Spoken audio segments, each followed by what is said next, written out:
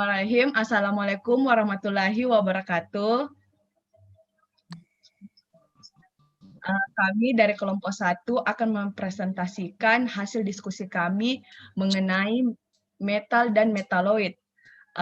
Adapun nama-nama dari kelompok kami, yang pertama Andi Dina Hardiana, yang kedua Nur Rosyida Amir, selanjutnya Andi Sri Sawanida, Erna, Rugaila Rida Rashid, Hairunisa Nasir, Satria Yuda, Dian Kusuma Wardani, Febrian Nur Huzaima, dan yang terakhir Aspira.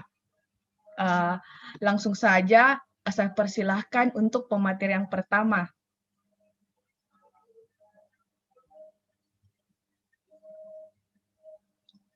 Saya persilahkan untuk pemateri yang pertama. Perkenalkan, saya Rugaila Rida Rashid akan membawakan tentang metal, pengertian metal.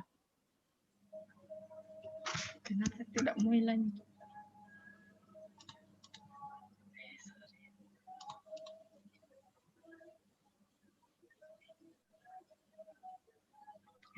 Maaf. Logam atau metal adalah istilah umum yang sering digunakan untuk menjelaskan kelompok logam atau metal, atau semi-logam atau metaloid, yang berasosiasi dengan cemaran.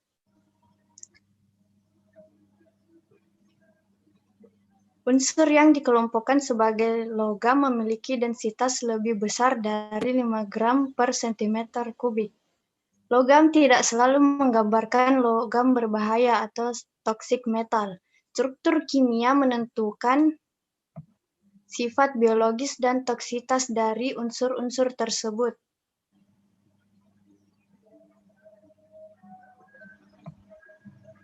Selanjutnya untuk pemateri yang kedua. Unsur dikelompokkan menjadi 3 bagian, yaitu unsur logam, non-logam, dan metaloid.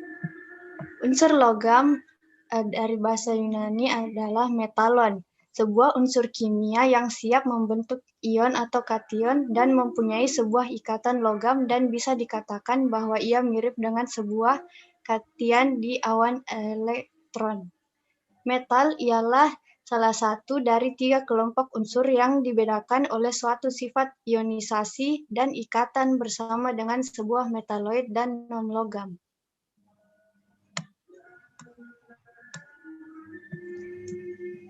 Contoh unsur logam yang bermanfaat dalam kehidupan sehari-hari. Yang pertama, besi sebagai campuran dan menghasilkan baja untuk konstruksi bangunan. Tembaga sering digunakan pada kabel listrik, perhiasan, dan uang logam. Seng dapat digunakan sebagai bahan pembuatan atap rumah, perkakas rumah tangga, dan pelapis besi untuk membuat anti karat. Yang keempat, platina. Platina biasa digunakan pada knalpot mobil, kontak listrik, dan dalam bidang kedokteran. Emas dapat digunakan sebagai perhiasan dan komponen listrik.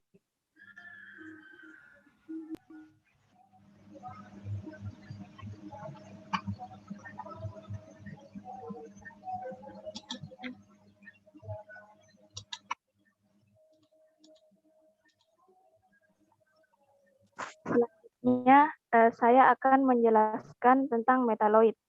Jadi, metaloid itu berasal dari bahasa Yunani yaitu metalon, yang artinya logam, dan eidos yang artinya mirip. Jadi, metaloid itu merupakan unsur kimia yang bersifat seperti logam, namun berbeda dengan logam.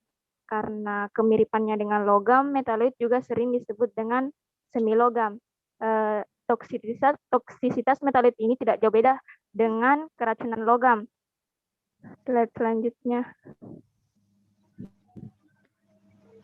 Jadi di sini kita bisa lihat perbedaan antara logam, metaloid, dan non-logam.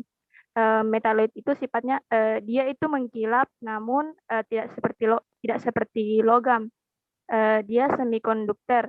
Konduktor, titiknya lebih tinggi dari non-logam, tapi lebih rendah dari logam. Slide selanjutnya. Kemudian unsur-unsur yang termasuk metaloid. Jadi di sini unsur-unsur yang termasuk metaloid itu ada 6. Yang pertama boron. Jadi boron ini merupakan unsur esensial yang diperlukan dalam pertumbuhan biota laut, tetapi bersifat toksik jika berlebihan.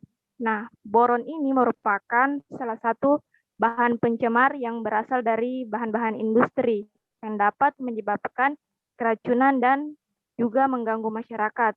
Kemudian silikon.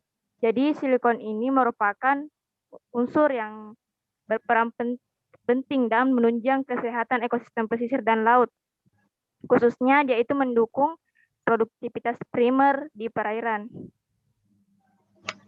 Yang ketiga yaitu arsen. Jadi arsen ini sering disebut juga dengan arsenik, yaitu merupakan zat kimia yang ditemukan sekitar abad ke-13. Nah, dia itu merupakan unsur yang paling beracun yang dijumpai dalam tanah, udara, dan juga air. Kemudian germanium. Jadi germanium itu merupakan bahan semikonduktor, yaitu pada suhu rendah berfungsi sebagai isolator, sedangkan pada suhu tinggi ia sebagai konduktor. Kemudian tellurium. Tellurium ini yaitu metaloid yang rapuh, kemudian agak beracun, kemudian ia berwarna putih perak. Selanjutnya yaitu antimon atau biasa disebut juga stibium. Stibium ini merupakan logam yang bersifat tetas, kristalnya padat, serta konduktivitas listrik dan panasnya buruk.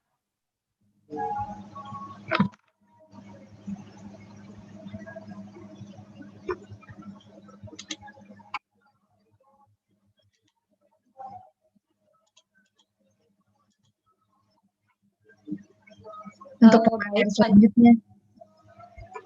Ya, baik, terima kasih. Selanjutnya mengenai keberadaan metal dan metaloid di suatu perairan.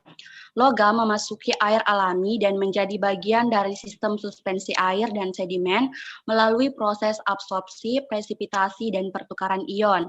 Sedimen yang tercemar oleh logam dapat ditemukan di area dekat industri, pemukiman penduduk, rute utama transportasi, dan area yang terancam oleh limbah. Nah, logam terbagi atas 2 jenis, yakni logam esensial dan logam non-esensial. Logam esensial merupakan logam yang sangat dibutuhkan oleh makhluk hidup, namun beberapa di antaranya dalam kadar tertentu bersifat racun. Unsur ini di alam biasanya terdapat dalam bentuk terlarut atau tersuspensi, serta terdapat dalam bentuk ionik. Contohnya adalah zinc atau Zn. Keberadaan zinc dalam air laut bersumber dari penggunaan pupuk kimia yang mengandung logam zinc, buangan limbah rumah tangga yang mengandung logam zinc, seperti korosi, serta produk-produk konsumer lainnya seperti formula dari deterjen. Selanjutnya mengenai logam non-esensial atau beracun, di mana keberadaannya dalam tubuh masih belum diketahui manfaatnya atau bahkan bersifat racun, seperti logam timbel. Terima kasih.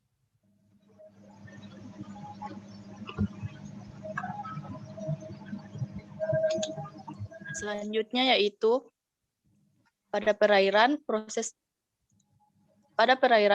kimia logam yang memiliki valensi dipengaruhi oleh potensi oksidasi dan reduksi, di mana nilai reduksi dipengaruhi oleh suhu, pH, dan oksigen terlarut. Parameter yang berpengaruh pada konsentrasi dan toksisitas logam seperti logam kromium antara lain pH, suhu, DO, salinitas, dan kecepatan arus di perairan tersebut. Dalam lingkungan perairan, bentuk logam antara lain berupa ion-ion bebas, pasangan ion organik, dan ion-ion kompleks. Nah, salinitas juga dapat mempengaruhi keberadaan logam di perairan. Bila terjadi penurunan salinitas karena adanya proses desalinisasi, maka akan menyebabkan peningkatan daya toksis logam. Salinitas menggambarkan kandungan konsentrasi total ion yang terdapat pada perairan baik organik maupun anorganik. Salinitas laut disebabkan oleh 7 ion utama, yaitu natrium, kalium, kalsium, klorida, sulfat, dan bikarbonat. Selanjutnya yaitu logam yang terlarut dalam badan air secara alamiah akan membentuk ion bebas. Pasangan ion-ion anorganik yang terlarut di dalam air akan berinteraksi dengan ion-ion anorganik yang ada dan membentuk kompleks. Selanjutnya pada salinitas rendah akan terjadi peningkatan konsentrasi karena yang membentuk molekul atau ion relatif kecil. Hal ini dapat menyebabkan kenaikan toksitas dan logam berat. Untuk pemateri selanjutnya,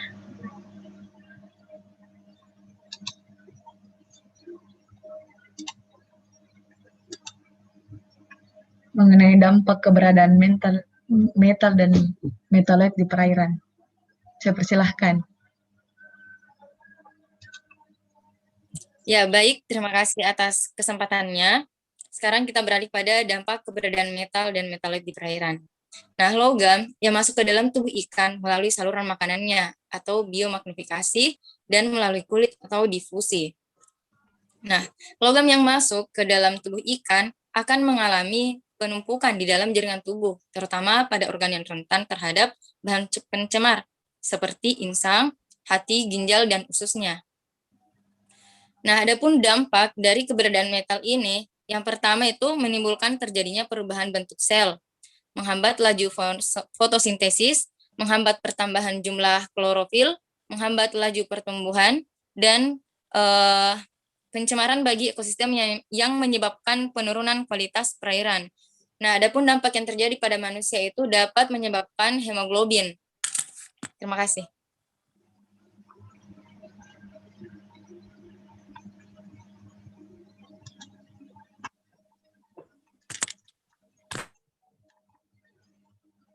Untuk pemateri selanjutnya, saya persilahkan.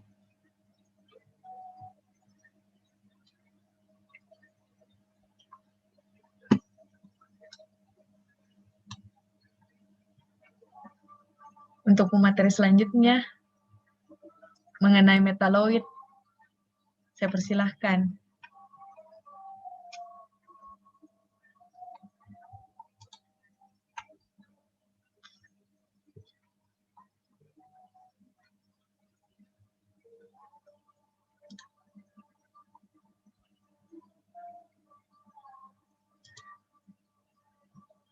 Sepertinya untuk pemateri yang selanjutnya ini, jaringannya lagi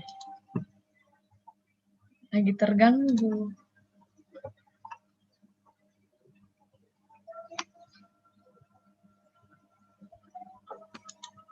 Baik, saya akan melanjutkan materi yaitu tentang dampak dari metaloid.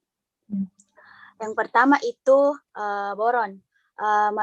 Keberadaan boron di perairan sangat penting untuk diperhatikan, sebab dengan peningkatan konsentrasi boron dalam ekosistem laut akan menyebabkan pengaruh yang serius pada kehidupan biologis dan penambahan dosisnya dapat menyebabkan kematian. Di samping itu, juga berpengaruh terhadap kelimpahan dan keanekaragaman makhluk hidup. Yang kedua itu silikon, di mana konsentrasi silikon terlarut di lapisan permukaan perairan laut umumnya lebih rendah jika dibandingkan di dasar perairan, kecuali di daerah yang mengalami upwelling. Rendahnya konsentrasi silikon di lapisan permukaan disebabkan oleh lebih banyaknya organisme yang memanfaatkan silikat di lapisan tersebut. Selanjutnya yaitu germanium, merupakan bahan semikonduktor yaitu pada suhu rendah berfungsi sebagai isolator, sedangkan pada suhu tinggi sebagai konduktor. Selanjutnya yaitu arsenik. Arsenik merupakan salah satu unsur yang paling beracun yang dijumpai dalam tanah, udara, dan air. Secara alami, arsen dihasilkan dari letusan gunung vulkanik yang dapat melepaskan sekitar 3.000 ton setiap tahunnya. Namun manusialah yang bertanggung jawab atas pelepasan arsen sekitar 80 ton tiap tahunnya karena pembakaran bahan bakar dari fosil dan berbagai kegiatan industri. Selanjutnya yaitu antimun, di mana dalam dosis yang rendah, antimun dapat menyebabkan sakit kepala, sedangkan pada dosis yang tinggi menyebabkan kematian. Yang terakhir yaitu tellurium, yang mana tellurium ini sangat beracun serta dapat mengakibatkan kerusakan pada embrio yang sedang berkembang.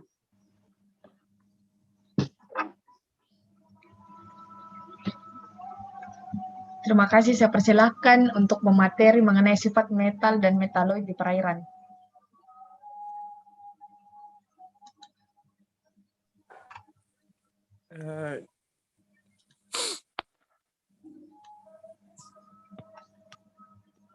Sebentar ya.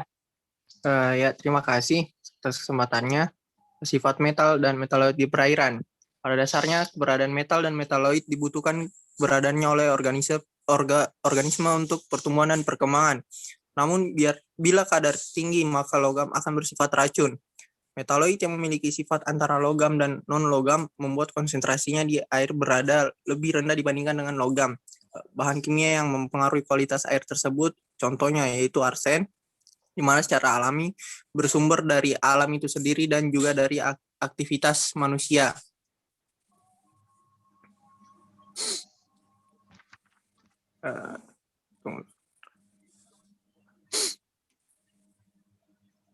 Maaf.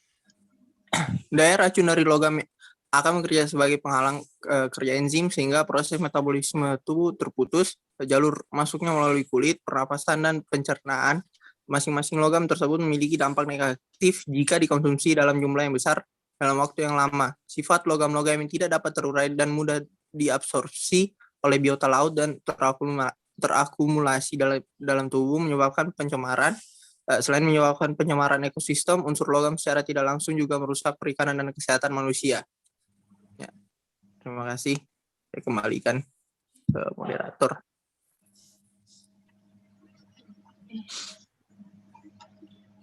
Selanjutnya. Baik, selanjutnya itu sumber logam. Logam yang berada di perairan dapat masuk ke perairan secara alamiah maupun akibat dari aktivitas manusia. Logam yang berada di perairan dapat berasal dari pelapukan batuan mineral seperti silikon, aluminium, besi, kalsium, natrium, kalium, dan magnesium.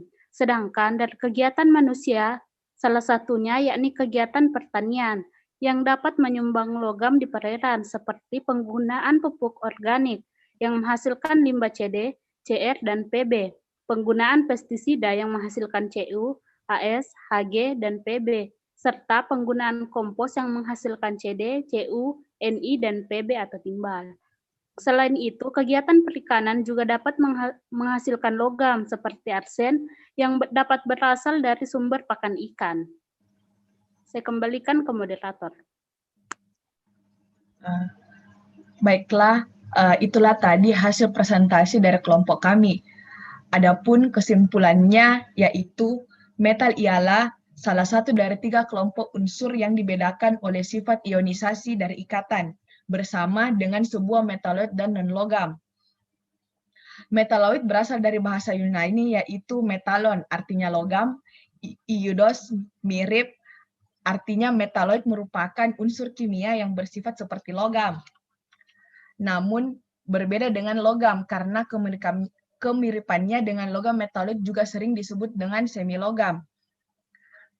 Di mana keberadaan metal dan metaloid dibutuhkan keberadaannya oleh organisme untuk pertumbuhan dan perkembangan. Namun bila kadar tinggi, maka logam akan bersifat racun. Mungkin sekian dari kami, kurang dan lebihnya mohon dimaafkan karena berhubung dari teman-teman tadi ada sedikit jaringannya jelek, jadi mohon maaf sebelumnya. Sekian dari kami, wassalamualaikum warahmatullahi wabarakatuh.